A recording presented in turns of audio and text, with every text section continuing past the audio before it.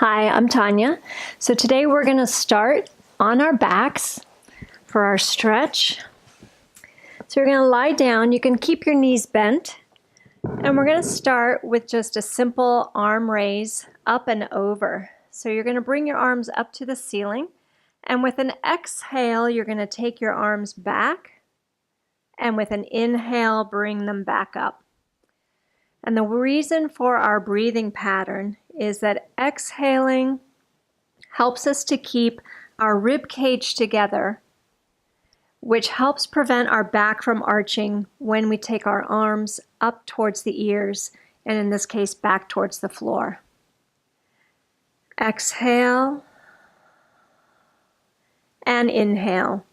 So we're just starting to get some core stabilization work going, getting some range of motion in our shoulders,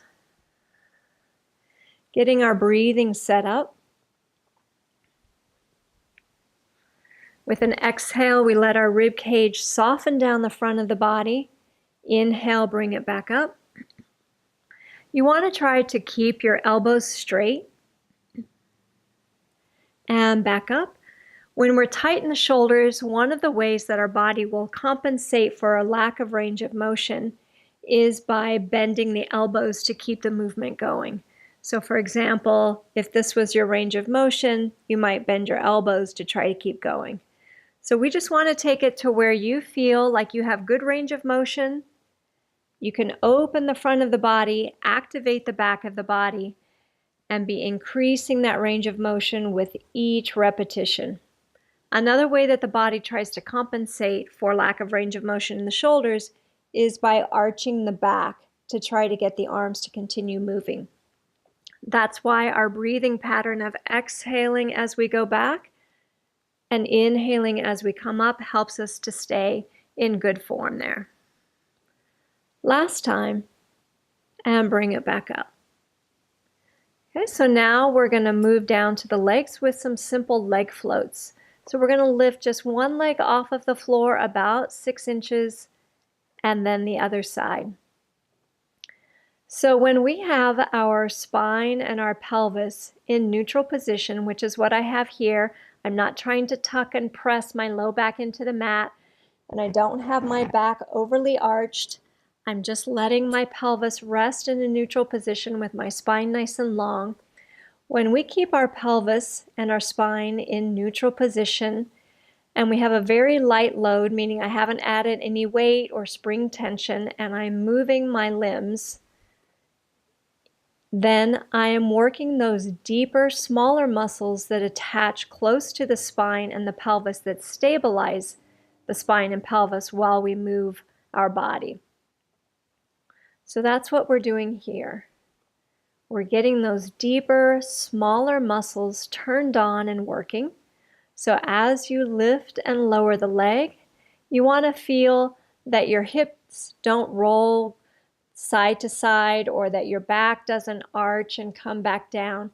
You want to try to keep them as stable as possible in the most neutral position as when you started, and your movement is small and slow.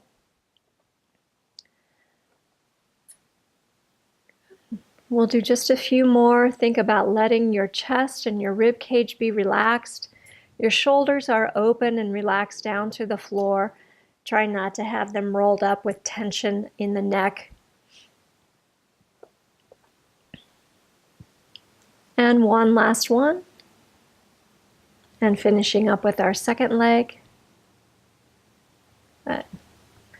And just rest. Okay, so now we're going to come up onto our hands and knees, and we're going to go into a 4-point kneeling position. I'm going to turn around so that the microphone is not in between us.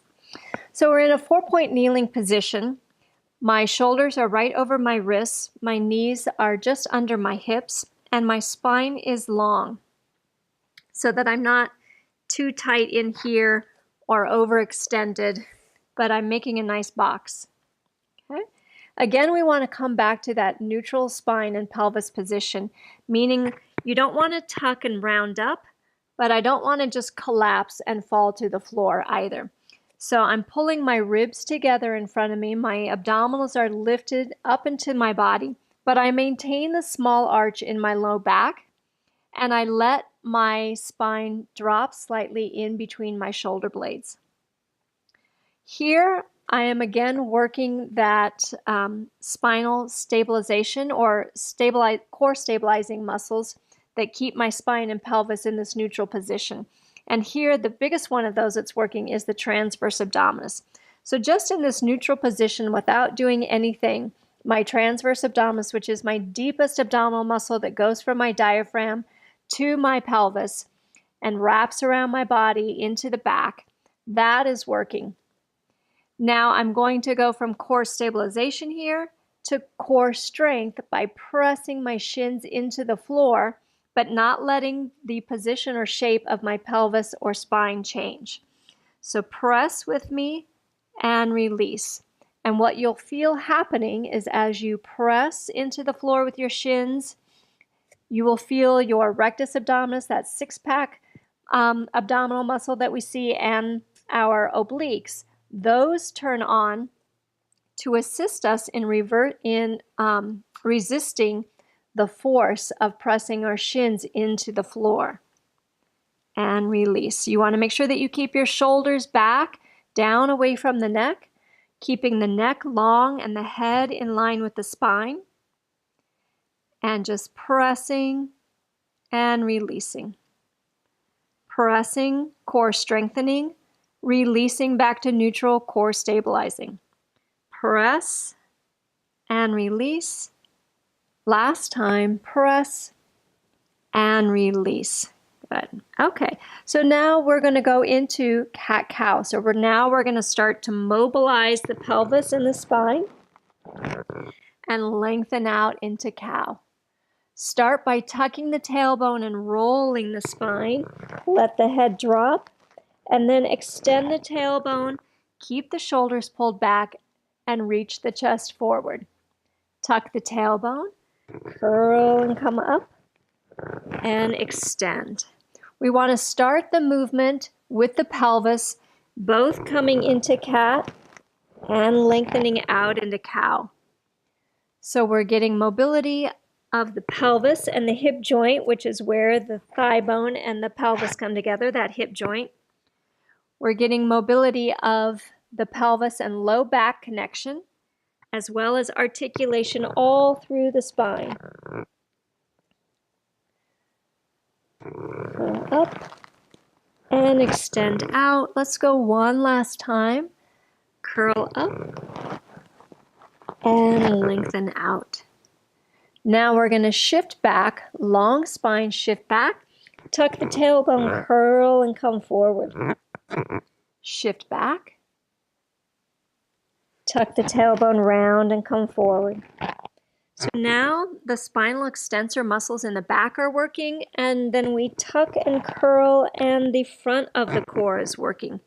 Shift back, tuck the tailbone, and we have more dynamic movement. Shift back, tuck the tailbone, roll forward. Shift and tuck. Let's go one last one. And back.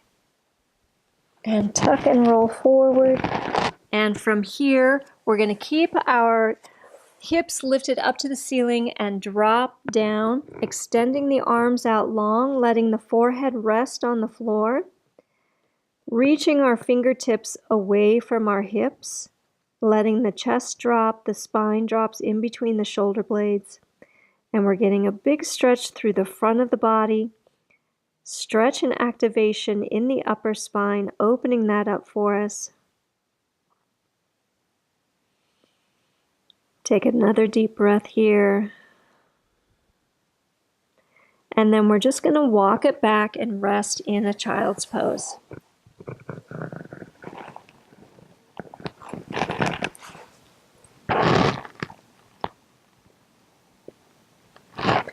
Okay, so now come back to your 4-point kneeling position, and we're going to go into bird dog.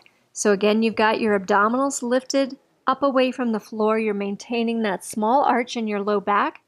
Shoulders are pulled back, And you're going to extend your left leg back and rest your right big toe on the floor. Now press your left shin into the floor as you squeeze your right glute and lift your leg. Make sure that you don't roll the hip open. So to prevent that, you're going to think about pressing your right hip bone down to the floor. At the same time, you're pressing your left shin. And now you're going to extend the left arm and pull the left shoulder back. And you're going to press away from the floor with that right arm. The neck is long, head is in line with the spine, and think about stretching and reaching your right leg and your left arm away from each other, and then bring that back in. Center yourself with your knee under your hip. Make sure that you don't come in and try to be centered in the center of your body, but make sure that your knees are under your hips. Extend the left leg back. Let your left toe rest on the floor. Bring the right arm up and squeeze your left glute to lift the left leg. Press your right shin into the floor.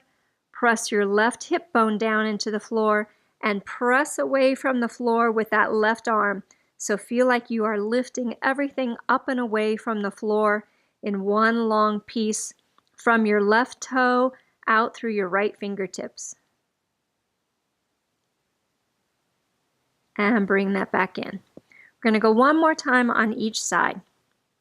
Pull the shoulders back, extend the right leg, keep that right hip bone down, press your left shin into the floor, extend the left arm, pull the left shoulder back, lengthen the back of your neck, no wrinkles in the back of the neck. Think of reaching out long through the crown of the head.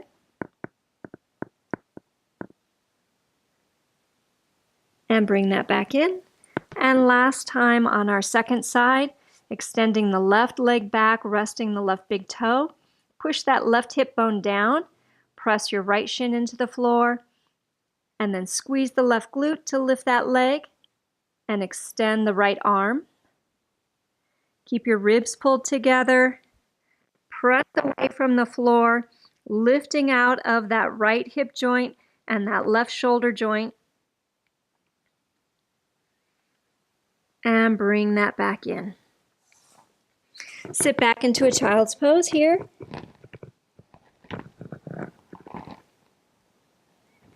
And let's do just 2 more cat-cows so that we went from doing single arm and leg. We're going to come back to a bilateral movement where we're working both sides of the body evenly, coming back into a centered place. Good. Okay, so now come and sit with the legs crisscrossed in front in a tailor sit. And I'm going to mirror you, so you will have your left leg in front possibly. And bring your right arm up, and you're going to make sure to keep that right shoulder down. And we're going to stretch over to the side. You can drop down into this left elbow. And then let the arm come down first, and we switch sides. Think of pressing your left knee down, your left hip bone down, so that you really stretch your rib cage away from your hip bone and come back up. Press the opposite side down, open up your right side, let the arm come first and then back over. Stretch. Press your sit bones down, and now we're going to add a rotation.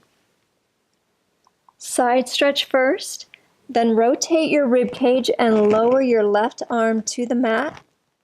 Come back to center and bring it up. And over. And rotate, lowering the fingertips.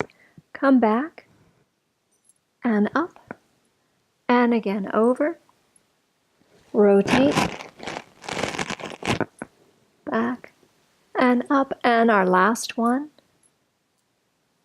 and rotate, and come back, and come to center. So just a few easy stretches that got us through flexion and extension of the back and the pelvis. as well as opening the side and also moving the arms and shoulders. Thank you so much for joining us today.